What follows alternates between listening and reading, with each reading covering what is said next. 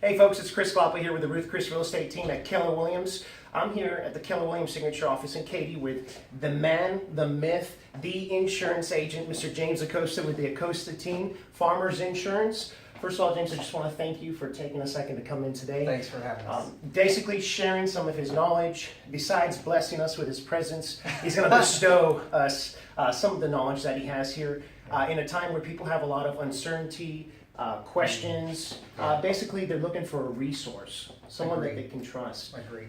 So, James, first of all, how can someone get a hold of you if they want to reach out to you for questions or perhaps insurance? Yeah, so we'll start with that. So like Chris said, my name is James Acosta. I'm with Farmers Insurance, and we're grateful to Ruth and Chris for having us. And they do a great job in their industry, and we're grateful to partner with them. Thanks. So phone number, like Chris mentioned, we are the Acosta agency within Farmers Insurance. This is our phone number, 713-984-4611.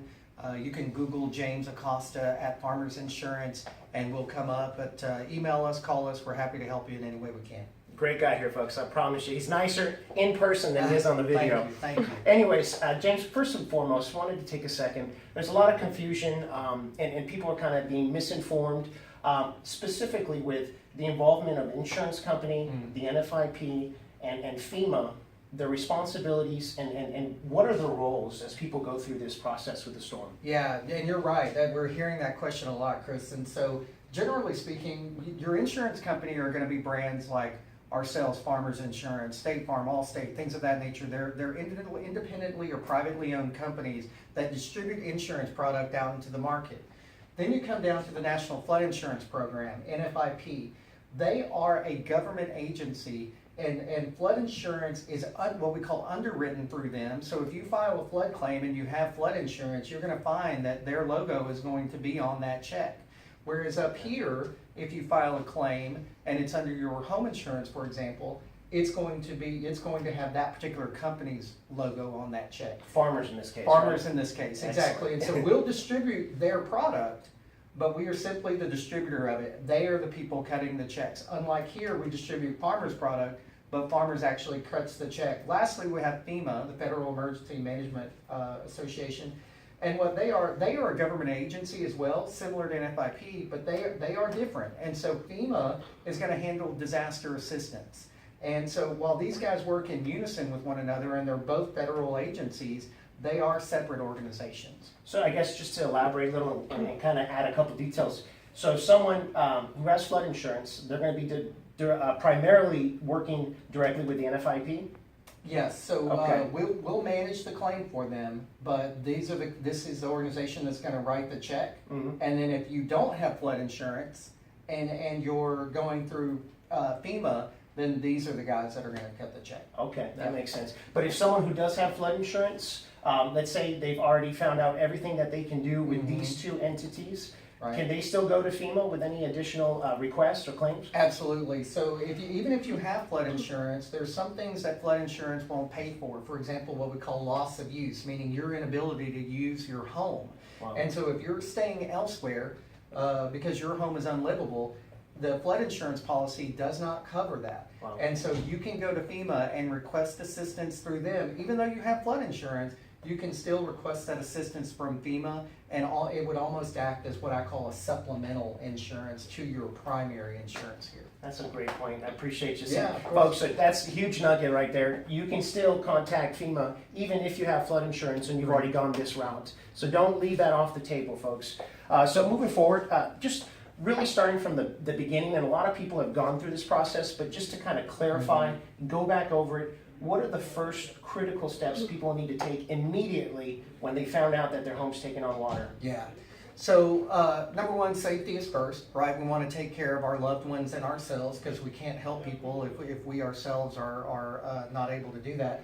Secondly, we want to document. So if you've got water in your home, let's pull out your iPhone or your whatever your recording or picture taking of choice is, and let's document that.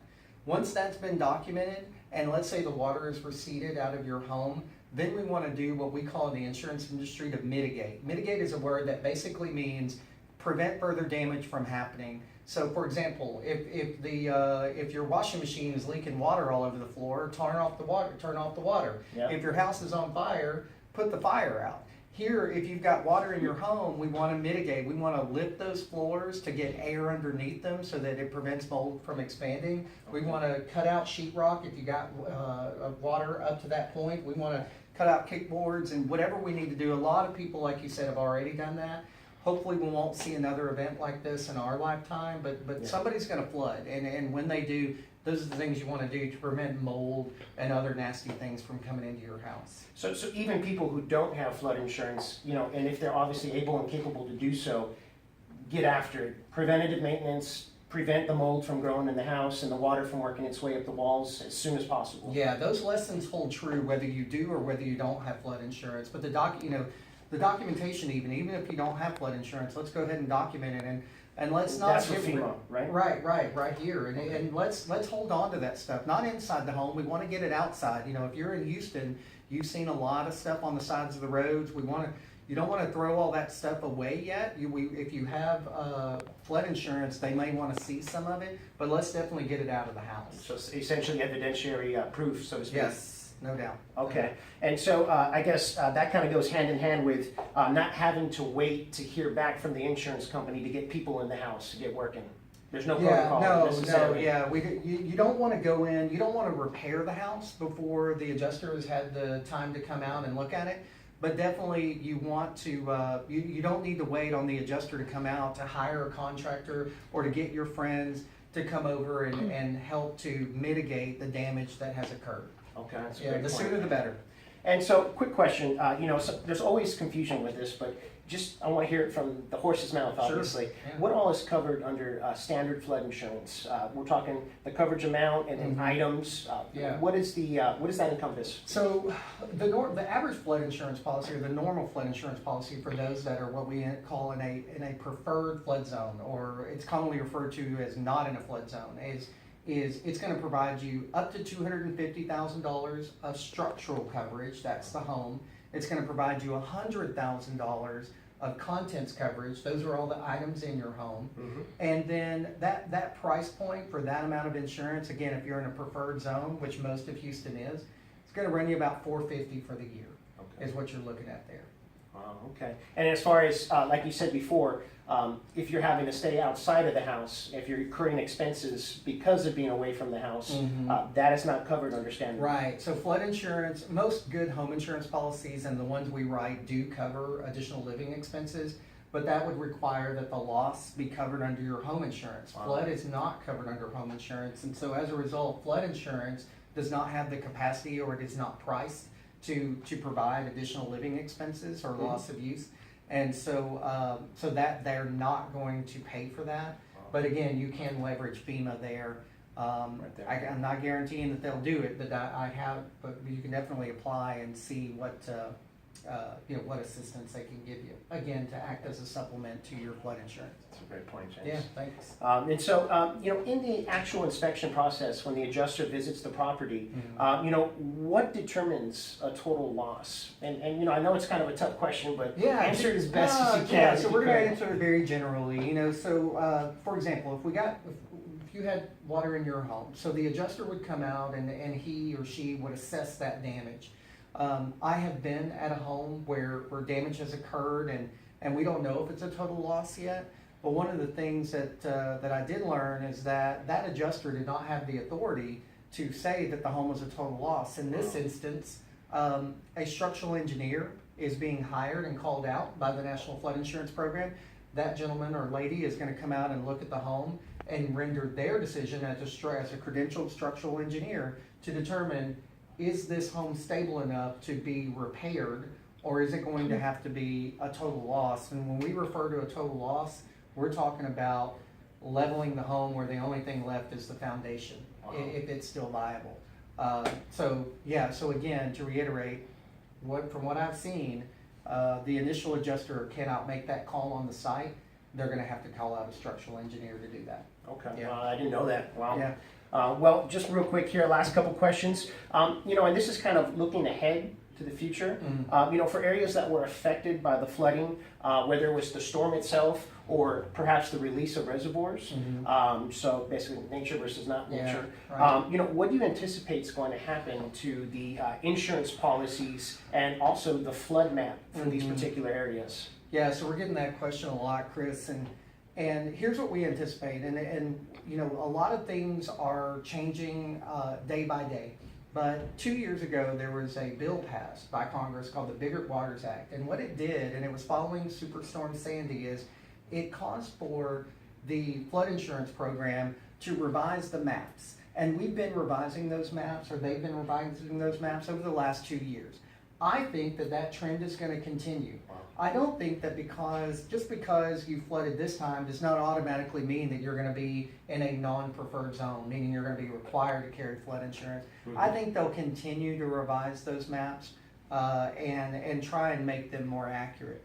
As far as the pricing of flood insurance goes, again, since Bigger Waters passed, those prices have been increasing incrementally. They're not doubling, and I don't anticipate them to double. Again, I don't set the pricing. This is a federal program.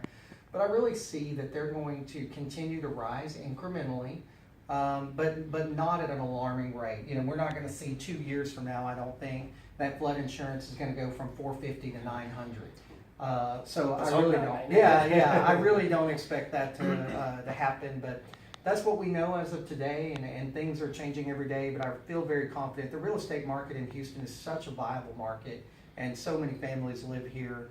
And I really feel like we'll come out of this and we'll learn a lot. But still, real estate will continue, whether you're buying or selling. Well, and just I guess one interjectory question I had. Do you always recommend to the clients that you're working with that they get flood insurance? Yeah, without a doubt. For us, flood insurance is very important. So what we want to do is we want to consult with our clients. There's a difference between a transaction and a consultation. Yeah. Ruth and Chris here are very consultative, giving great advice. We believe that we do that as well. So we're going to extend that offer. And we're going to let them know that this product is available and that it's by choice if they elect to purchase it. But we're going to give them the opportunity to purchase it. Unfortunately, the stories that I've heard from other people that weren't our clients is that they never got the opportunity. Nobody ever brought it to their attention. And so to answer your question, yes, we do a flood zone determination to determine whether it is in a preferred or a non-preferred zone, just to verify that the listing agreement is accurate. Or the seller's disclosure, excuse me. And then we also, beyond that, do that flood quote. So if you get a home quote from us, you're going to get a flood quote. You just are. The standard. Standard. Well, like you said earlier, you know, there's so many people that if they could go back, they'd be more than willing to spend $450 for $250,000 right now. Yeah, no doubt. No doubt. It's hindsight's always 20/20. It is. It's unfortunate. Yeah, no doubt. Well, and just last of all, just to finish this off, thank you again. It's been so we're glad to appreciative. do it. I'm sure the audience appreciates everything. This guy knows his stuff here, folks. You know, do you have any other information, advice that you'd like to share? Final note, so to speak, with our audience here. Yeah, I think, you know, there's a lot of things that I'd love to say to the audience, but my biggest advice would be find somebody that you can trust that is truly consultative. And if you get the feeling that they're more interested in how fast you can write them a check or give them a credit card, then don't hire them. You know, find somebody. I'll tell you, our office, we're made up of 10 people.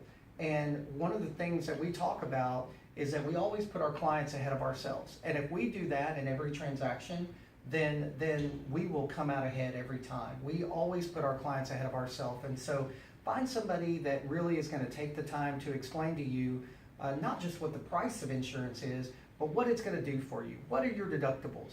What could you do different to better manage? The details. And so, and similar to what you and Ruth do, you know, that's the way you guys do business, and that's why we like partnering with people like you, because if you like the way this guy does business, you're gonna like the way we do business. Exactly. So, I yeah, appreciate that would be my advice. Well, you know, folks, once again, thank you, James. We Yeah, my appreciate pleasure. it. Thank And you. to the audience, thank you all for watching this video. You know, once again, this is Chris Lapa with the Ruth Chris Real Estate Team with James Acosta with Farmers Insurance, the Acosta team. If you can share this video with anyone that you think would benefit from this type of information, really, you know, answering the questions, looking to be a resource to the masses, we'd greatly appreciate you taking the time to do it. Thanks again for watching.